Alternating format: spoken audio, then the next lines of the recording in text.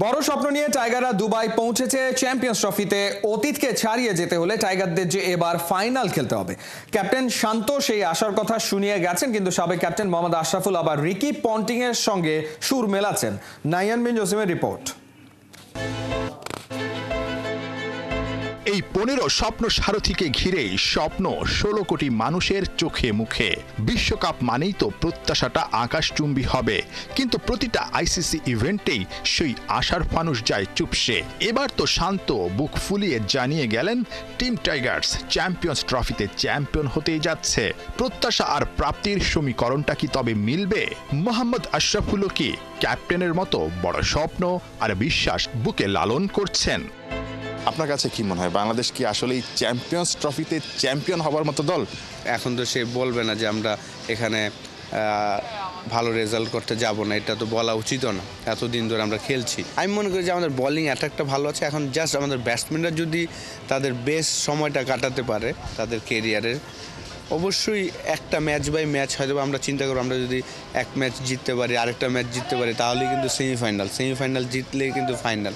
তো আপনার চ্যাম্পিয়ন হতে অবশ্যই বেশি ম্যাচ লাগে না, 4টা ম্যাচ লাগে যদি চ্যাম্পিয়ন হতে হয়। রিকি পন্টিং একটা কথা বলেছেন, তার প্রেডিকশন আসলে বিশ্বকাপ নিয়ে প্রত্যেকটা দল নিয়ে, সেখানে বাংলাদেশকে আসলে তিনি খুব সম্ভবত সবার লাস্টেই রেখেছেন, কারণ তিনি বলেছেন বাংলাদেশের চাইতে আফগানিস্তান ভালো করতে পারে। রিকি পন্টিংকে মোহাম্মদ আশরাফুল কি বলবেন? মানে এখানে আপনি কি দ্বিমত করবেন কিনা? না, একদম না, একদম।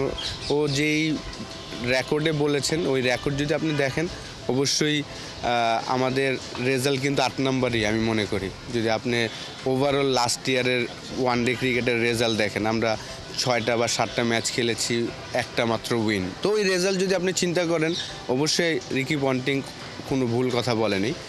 সেটাই এখন ভুল করতে যদি পারি আমরা, আমাদের প্লেয়াররা যদি তাদের বেস্ট ক্রিকেটটা খেলতে পারে, রিকি পন্টিংই দেখবেন যে বলবে যে বাহবা দিবেন, এইটাই স্বাভাবিক। আপনি পারফরমেন্স যদি চিন্তা করেন, অবশ্যই 8 নাম্বার টিম হিসেবেই আমার চোখেও মনে হয়। আইসিসি ইভেন্টে এখন অবধি টাইগারদের সবচেয়ে বড় সাফল্য চ্যাম্পিয়ন্স ট্রফিতে। 2017-তে সেমিফাইনাল খেললে এবার ফাইনালের স্বপ্ন ভক্তরা দেখতেই পারে। কিন্তু টাইগারদের সাম্প্রতিক সময়টা একদমই ভালো যাচ্ছে না প্রিয় ফরম্যাট ওয়ানডেতে।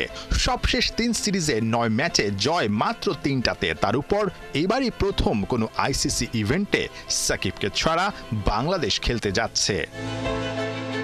সাকিব তো আসলে তার অভিষেকের পর থেকে বিশ্বকাপের প্রত্যেকটা আইসিসি ইভেন্টে খেলেছে, এবার সাকিবকে ছাড়া প্রথমবার বাংলাদেশ খেলতে যাচ্ছে। আপনিও সাকিবের সঙ্গে আইসিসি ইভেন্টে খেলেছেন, মানে একদম অনেস্ট আনসার যদি বলেন, সাকিবকে আসলে বাংলাদেশ কতটা মিস করতে পারে এই ইভেন্টে? না, দেখেন, কেউর বিকল্প তো এত তাড়াতাড়ি পাবেন না। এত গ্রেট একজন প্লেয়ারের বিকল্প কি এত তাড়াতাড়ি পাওয়া যাবে?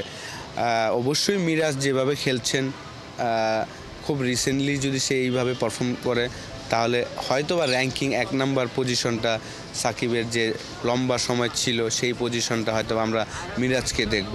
কিন্তু সাকিবের বিকল্প তো আর মিরাজ না, ঠিক না? মিরাজ হলো রাইট হ্যান্ডি প্লেয়ার, সাকিব হলো লেফট হ্যান্ডি প্লেয়ার। তো সেই জায়গায় বিকল্প পেতে হলে তো আপনাকে লেফট হ্যান্ডি একজনকে আসতে হবে। মোহাম্মদ আশরাফুলের চোখে 4 সেমিফাইনালিস্ট কারা এবারের champions trophy? New Zealand, Pakistan, India এবং অস্ট্রেলিয়া। গতবারের সেমিফাইনালিস্ট বাংলাদেশ। দেখেন, রিসেন্ট পারফরমেন্স যদি চিন্তা করি, সেই জায়গায় আসলে টাফ বাংলাদেশের জন্য, কারণ বাংলাদেশ ডেথ গ্রুপে পড়েছেন। দুবাই পৌঁছেছে টাইগাররা। 2 দিনের প্র্যাকটিস শেষে 17 ফেব্রুয়ারি একমাত্র ওয়ার্ম আপ ম্যাচে শান্তদের প্রতিপক্ষ পাকিস্তান শাহিনস। চ্যাম্পিয়ন্স ট্রফিতে টাইগারদের প্রথম ম্যাচ 20 ফেব্রুয়ারি, প্রতিপক্ষ শক্তিশালী ভারত। নাহিয়ান বিন জসিম, 71।